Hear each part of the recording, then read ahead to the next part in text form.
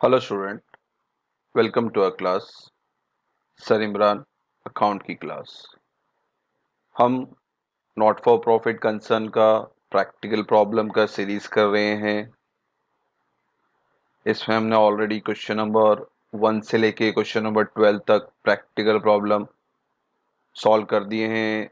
सारे वीडियो का लिंक आपको डिस्क्रिप्शन में नीचे मिल जाएगा। सारे वीडियो को ऑर्डर वाइज चेक करें। यहाँ ऊपर आपको आई बटन आते रहेगा, उसमें भी आपको वीडियो मिल जाएगी, वहाँ पे भी आप चेक करिए। तो सारे वीडियो ऑर्डर से चेक करेंगे तो ये चैप्टर समझ में आएगा और ये सम आपको क्लियर समझ में आएगा। बच्चों, आज जो हम करने वाले हैं वो है क्वेश्चन नंबर 13, जो कि महाराष्ट्र स्टेट बोर्ड में पेज नंबर 122 पे आता है। पहले इसमें थोड़ा करेक्शन कर ले। यहाँ रिसिप्ट एंड पेमेंट में लाइबिलिटी लिखा है इन्होंने, ये एक्चुअली रिसिप्ट है। ठीक है। क्वेश्चन में हम सबसे पहले टिक मार्क वगैरह करेंगे, फिर हमारा सम हम स्टार्ट करेंगे। So without delay, let's start our video.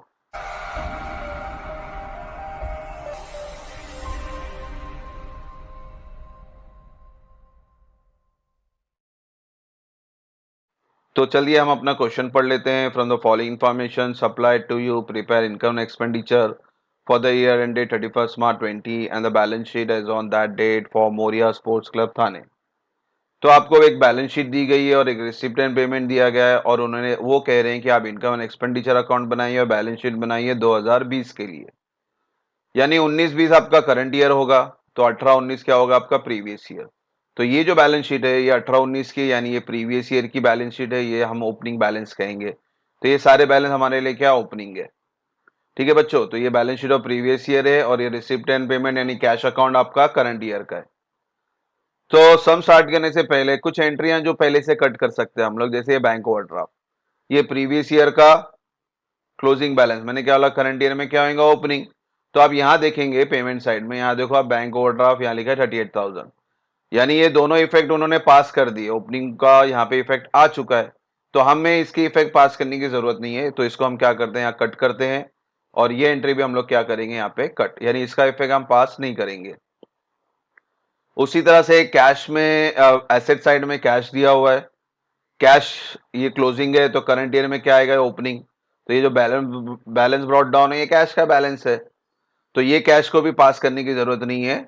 और ये बैलेंस ब्रॉट डाउन कैश था, तो इसको भी पास करने की जरूरत नहीं है, इसको भी कट कर देते हैं। तो इस तरह से आपकी ये चार एंट्री फिलहाल क्या हो गई है, कट हो गई है। अब चलते हैं हम लोग हमारे सम की तरफ। अब टिक मार्क करेंगे। कैपिटल फंड ये आपकी करंट ईयर की बैलेंस शीट में कहा जाएगा, लाइबिलिटी साइड है। फिर है आउटस्टैंडिंग सैलरी, ये आपका एक्सपेंस में जाएगा।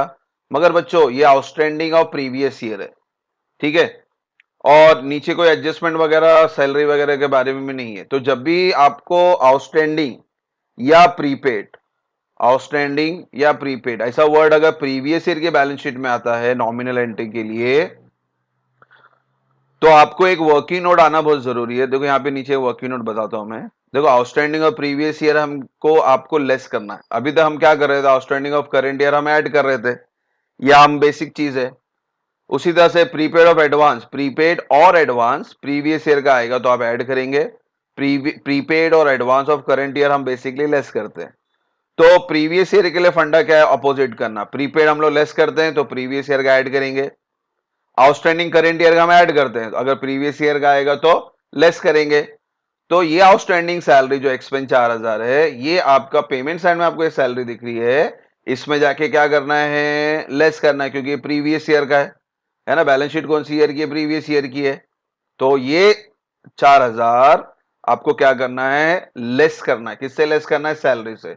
तो इसको टिक मार्क कर देते हैं और इसको भी टिक मार्क कर देते। तो ध्यान रहेगा जब हम सम करेंगे दोनों को इनर कॉलम में लिख के लेस करेंगे। ठीक है बच्चों, तो ये चीज आपको याद रखनी है। फिर एसेट साइड में है आपका मशीनरी, ये directly current year balance sheet में एसेट साइड जाएगा। आउटस्टैंडिंग सब्सक्रिप्शन 8,000, आपने पिछले साल पैसा कमाया 8,000 मगर मिला नहीं, यानी बकाया रह गया, वो करंट ईयर में उम्मीद थी मिलने की। तो इसके ऊपर एक एडजस्टमेंट है, उसको पहले पढ़ लेते हैं। देखो एडजस्टमेंट नंबर 1 क्या बोलता है, सब्सक्रिप्शन रिसीव्ड इंक्लूड 3,000 फॉर 18-19। 18-19 कौन सा ईयर है आपका, प्रीवियस ईयर। तो ये आउटस्टैंडिंग और प्रीवियस ईयर है। और आउटस्टैंडिंग ऑफ 1920 इज वॉज 14,000। तो ये आपका करंट ईयर का आउटस्टैंडिंग है 14,000। तो फिलहाल 14,000 का मेरा हेडेक नहीं है, आपका हेडेक है ये अभी ये 3,000 के बारे में।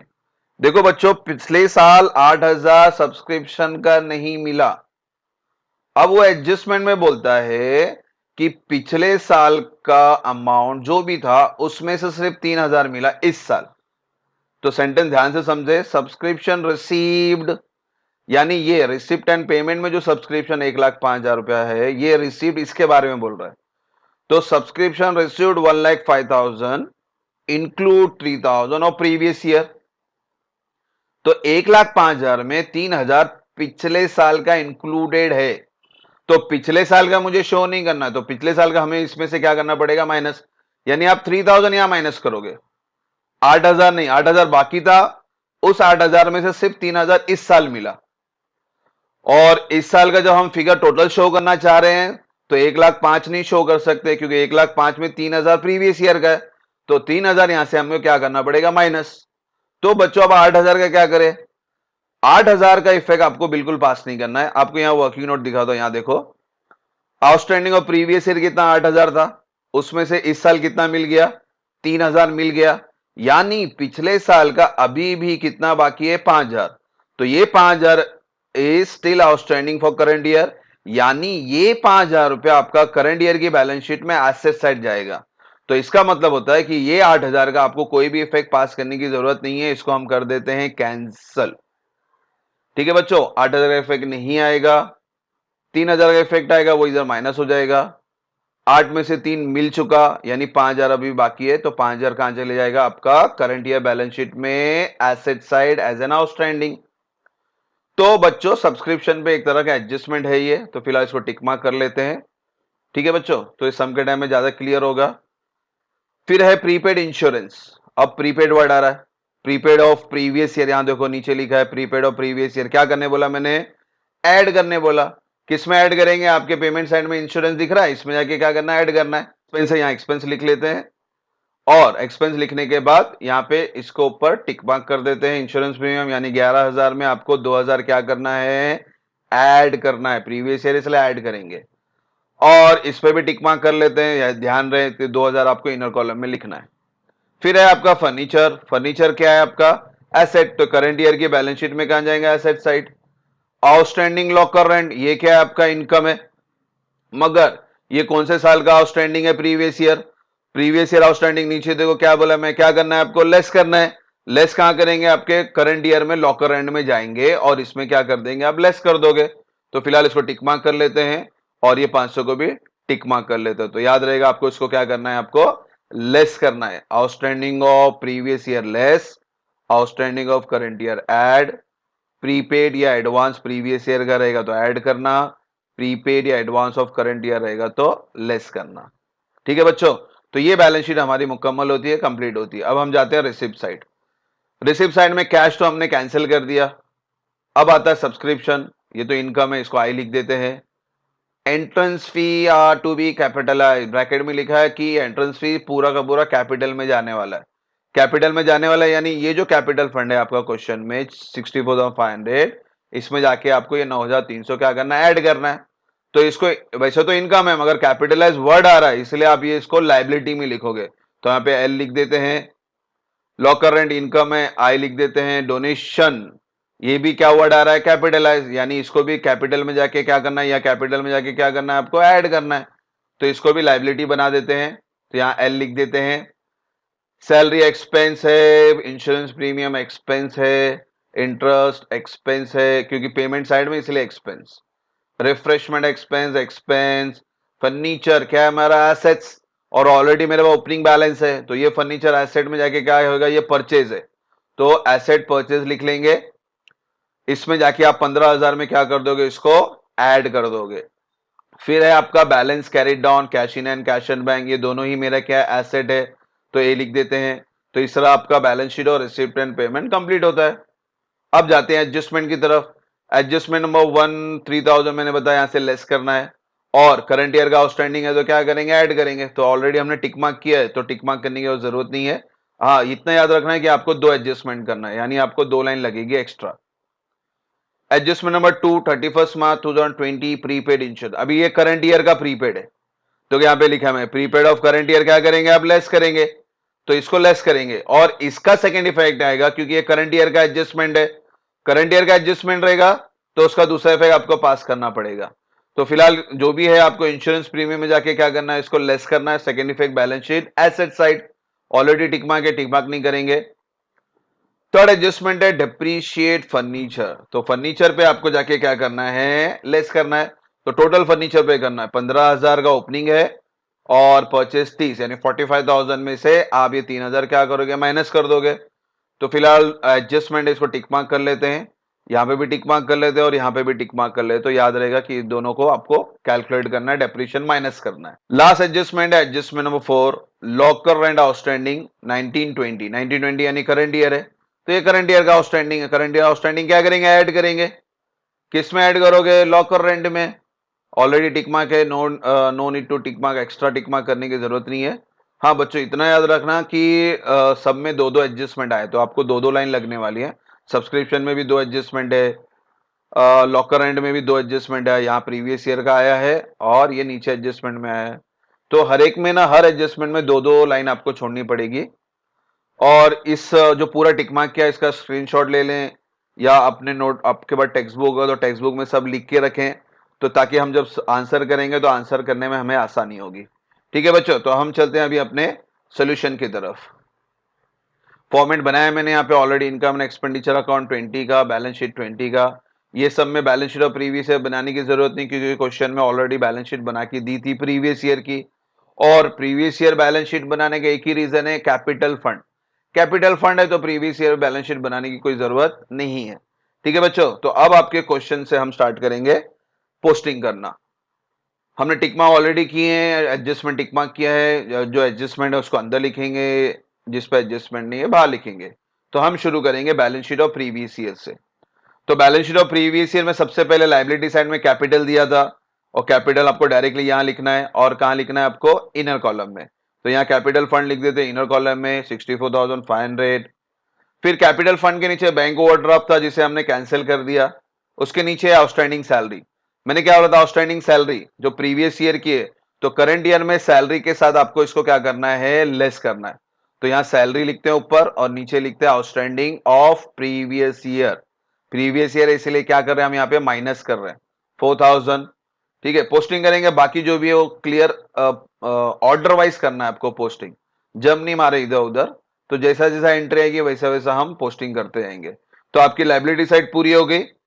अब चलते हैं एसेट की तरफ। एसेट्स में सबसे पहले एंट्री है मशीनरी, और मशीनरी के ऊपर कोई टिक मार्क नहीं मारा हमने, तो मशीनरी हम डायरेक्टली यहाँ पे लिखेंगे आउटर कॉलम में। चलिए मशीनरी लिख देते हैं यहाँ पे, मशीनरी 69,000 आउटर कॉलम में। फिर सब्सक्रिप्शन था वो हमने कट कर दिया। फिर था आपका प्रीपेड इंश्योरेंस, प्रीपेड इंश्योरेंस और प्रीवियस ईयर। क्या बोला मैंने आपको, इंश्योरेंस से आपको उसको क्या करना है, प्रीवियस ईयर का प्रीपेड है तो ऐड करना है। तो यहाँ ऊपर इंश्योरेंस लिख के उसके नीचे एक लाइन में लगा, दो एडजस्टमेंट है तो एक लाइन छोड़ के फिर add prepaid of previous year. Basically prepaid हम माइनस करते हैं, मगर करंट ईयर का होता है इसलिए माइनस करते हैं। ये प्रीपेड कौन सी ईयर का है, प्रीवियस ईयर का, इसलिए ऐड करेंगे 2,000। ये प्रीवियस ईयर की बैलेंस शीट से आ रहा, ठीक है। अब बाकी जो डिटेल है वो कंटिन्यू सम करेंगे तो हम फिलअप करेंगे।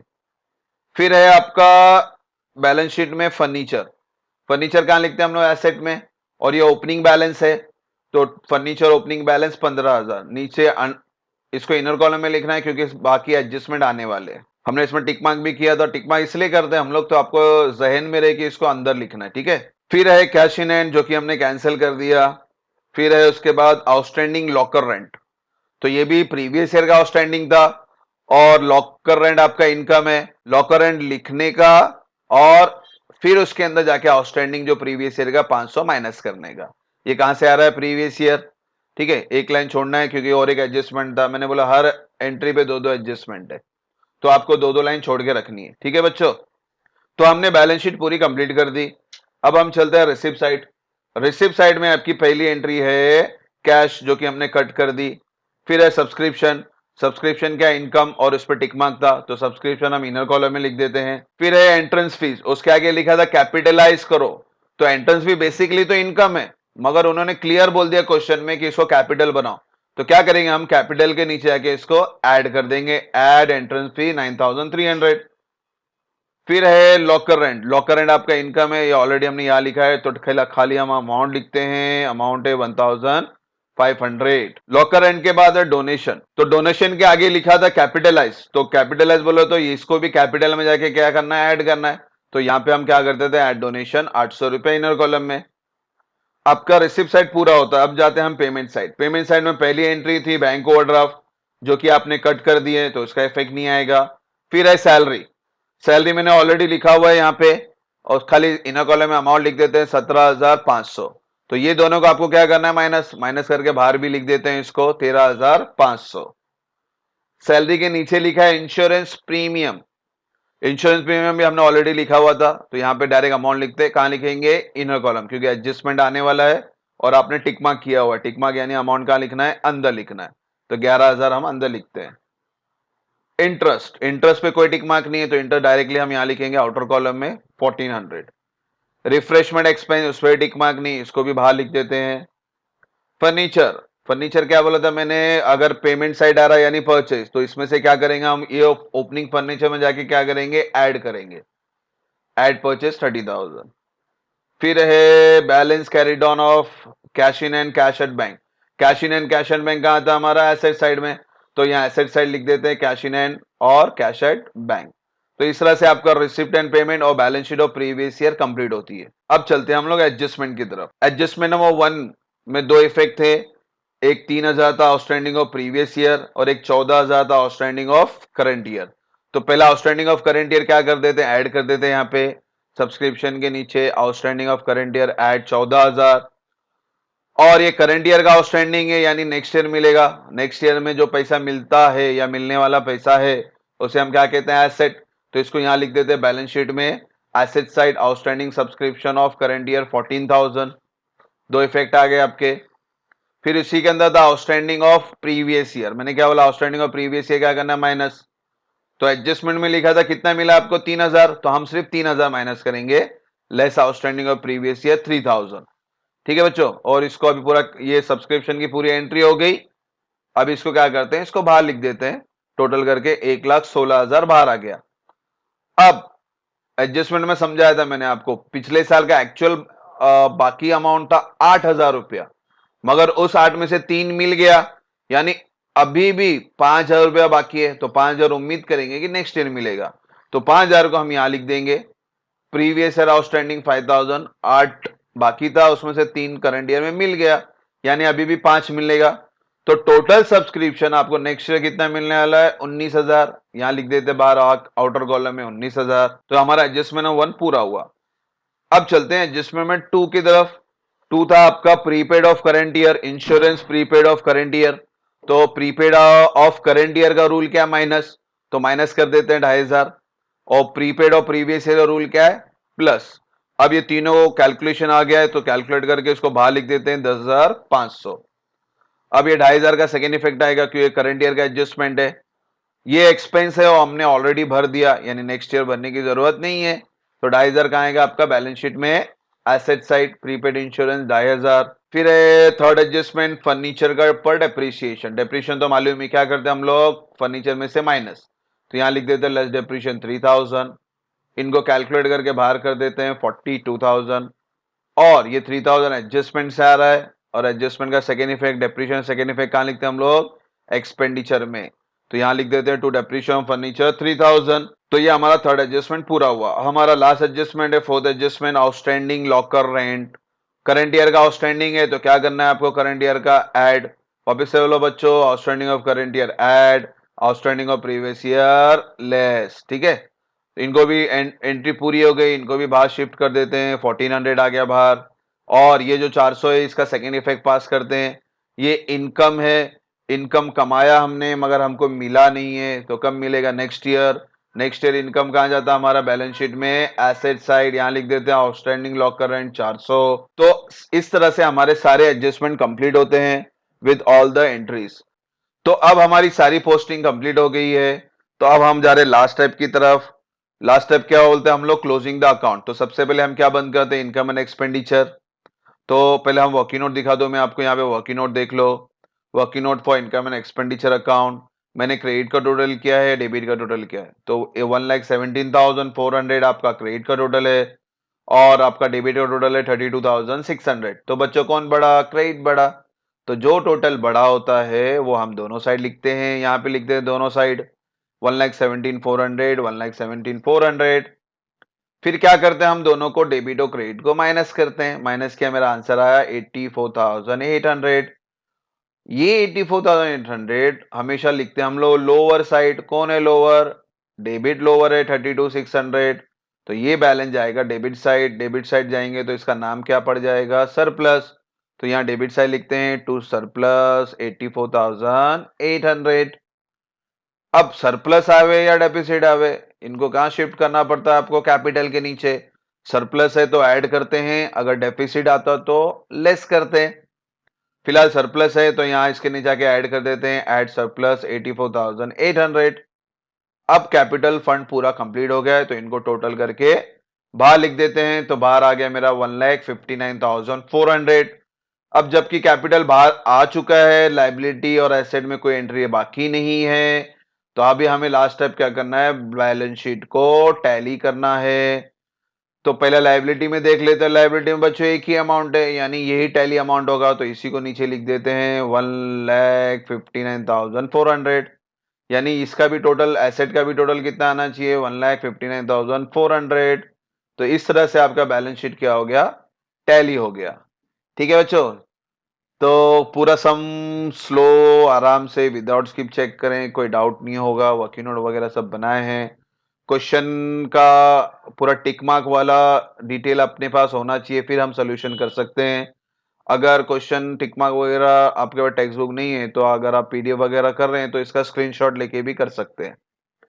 सारे क्वेश्चन ऑर्डर वाइज चेक करें। आज हम कर रहे थे क्वेश्चन नंबर 13। इंशाल्लाह हम क्वेश्चन नंबर 14 इसके नेक्स्ट वीडियो में बनाएंगे। कोई डाउट वगैरह ना हो। ठीक है बच्चों, hope so there will be no doubt. Thank you for watching the video. God bless you.